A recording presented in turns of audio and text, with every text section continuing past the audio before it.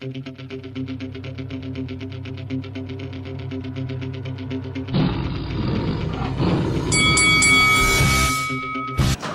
this is Eddie Hearn, and you're watching Lights Out. This is Faisal for Lights Out, proudly sponsored by Spartans Law. And on a Sunday afternoon, I'm delighted to be joined by Mr. Nathan Gorman. Nathan, happy Sunday. How are you, mate? All good, mate. How are you? I'm good. Thank you for asking. It's been a while since I last spoke to you. A lot's changed in your career. You've made the move from Frank Warren over to Wasserman. Yeah.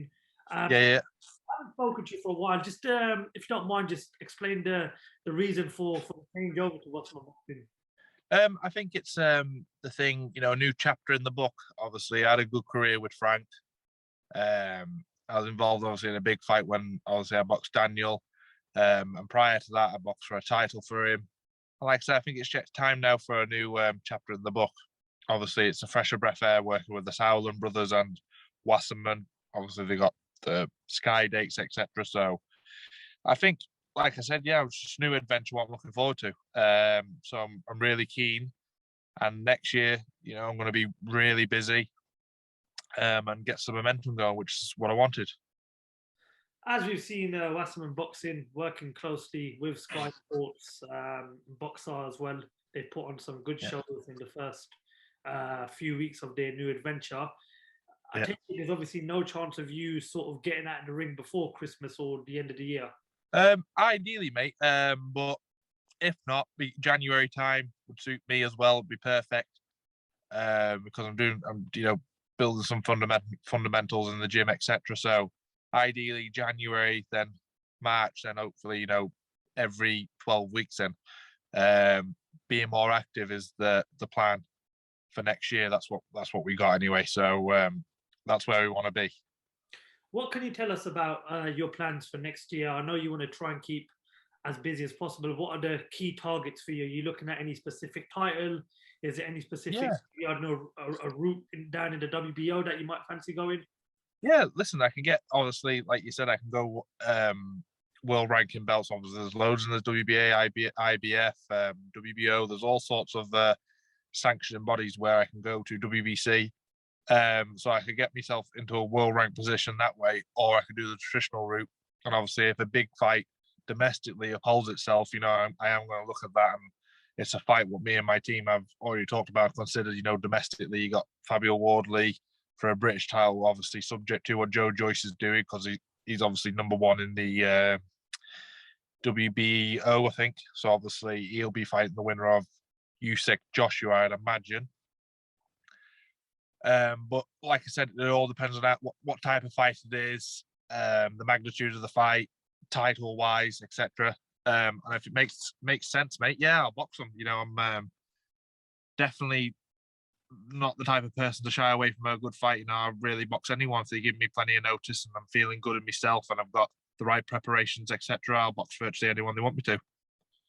Nathan, now that you're working with the Sauerland brothers of Wasserman Boxing, how easy is it to make fights with fighters such as Fabio Wardley, Alan Babbage, who are sort of on the other side of the promotion business with Eddie Hearn? Yeah, well, I'd imagine it'd be very easy because obviously the Sauerland brothers get along with Eddie Hearn as well.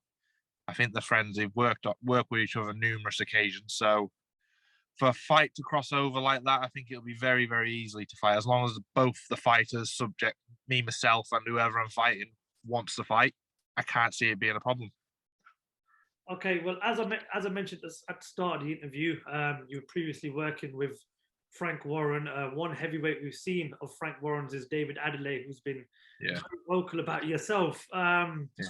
First of all, thoughts on a potential fight with David Adeleye? Is it something that you'd be interested in? But listen, I'd fight David Adeleye tomorrow. If they want to give me, if they've got my number, if they want to ring me, give me the money, I'll go there and dismantle him, because all that he is, mate, is a mouthpiece. Without being horrible, and I'm not the type of person to do this because I'm not. Without being horrible, he got beat by Tolowoski and got gifted the decision. You know what I mean? And then he reckons he's levels above me. I fought Tolowoski 5-6 years back when I was 19-year-old and stopped him. There's levels. There's levels in boxing, and I do believe David Adeleye on my level. He's a good fighter, a very good fighter, but I'll take him into deep water and drown him. Why is it, do you think, that David Adeleye sort of... I don't know. I really don't know. I really don't know. Listen, he's got 10 million other routes he could choose to. Listen, if he wants to cross my path, it's not a problem. Not a problem. Like I said, they got me number. They know what to do if they want to do it. It'll take 5 minutes. What do you make of his performance the other night, Nathan? I thought he'd done very well, but you got to look at the opposition. You know what I mean? If you're struggling with people what's lost 20 or 30 times, you got to be realistic in boxing.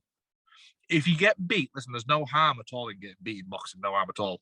But you got to look at the level you get beat. Granted, yes, heavyweight boxing, you can get one punch, can change it. I know that. But if you're losing to someone what's potentially world level or on that level, or you've lost someone for a very good title, you can accept that, get back in the gym and correct the wrongs. But if you're losing to people or having really hard fights where it should have been a draw or you've robbed the decision off them with people that's lost 20 or 30 fights, then you got to be honest with yourself. And you can't keep blowing smoke up your own ass. You just got to be real. What is the possibility of that fight happening at some point at the beginning of next year? Listen, it could happen, mate. If he's in line for a British title or something like that, or they want to give me a lot of money to fight him, not a problem. Not a problem. But I'm not giving him the satisfaction because why would I? I'm way ahead of him. Like I said, but it can be made. Nathan, just want to get your thoughts on Kid Galahad's defeat last night to Kiko Martinez. What did you make of the stunning upset we witnessed last night in Sheffield? It comes to show you, no matter how many times you get knocked down, if you keep on persevering and keep on trying, and you got that attitude, you can get to where you get to. I think Kid Galahad has been at the weight too long, though. He's been that weight for God knows how many years. Props he's outgrown it, eh? Props he needs to move to a different weight. But you can't take away from Kiko Martinez. What a man, what a warrior, and the new world champion. Fair play to him, good luck to him. But I'd imagine there'd be a rematch clause in the contract. So it'd be interesting to see what happens. Does Kid Galahad move up a different weight, or does he rematch Kiko Martinez? It'd be very interesting. That was sort of going to lead to my next question. Not only have people said about Kid Galahad sort of outgrowing the featherweight division, they've also claimed that Josh Warrington's too big for the featherweight division. As a fan of Josh Warrington, I know you two were quite close in your Frank Warren days. Would you like to see Josh Warrington and Kid Galahad go up super featherweight, or do you think they should try and perhaps get a second world title at this weight? Then truthfully, it all depends what they feel comfortable at. Obviously, I can't really judge because I've never been in them shoes. Obviously, heavyweight, you don't really have to make weight.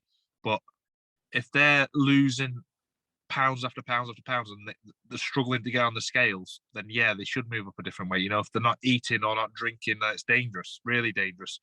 I think the fight can be won or lost on the scales. And obviously, if they're having that battle, then it's uphill before they even get in the ring. So if that's the case, then yes, they should move up a weight. But if it isn't, and they're doing it quite comfortably and ease, then no, stay at the weight and claim another second world title. It all depends on how they feel and how the body is, really, I think. And obviously, what the team advises around them. Nathan, I just want to get your thoughts on Mauricio Suleiman coming out and saying that he expects a heavyweight clash between Tyson Fury and Dillian Whyte at some point, beginning of maybe next year or middle of next year. Firstly, are you confident that fight will happen? Yeah, I'd imagine so, mate. Listen, I think it's proofs in the pudding with Tyson. I think he'll fight anyone.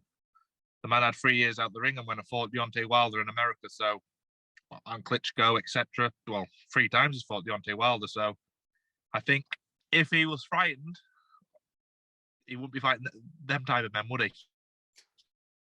I agree with you on that one.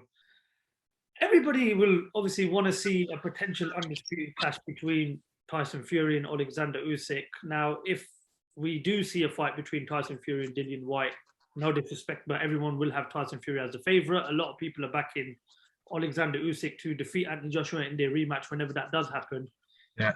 Do you believe that we'll get an undisputed clash at some point during next year?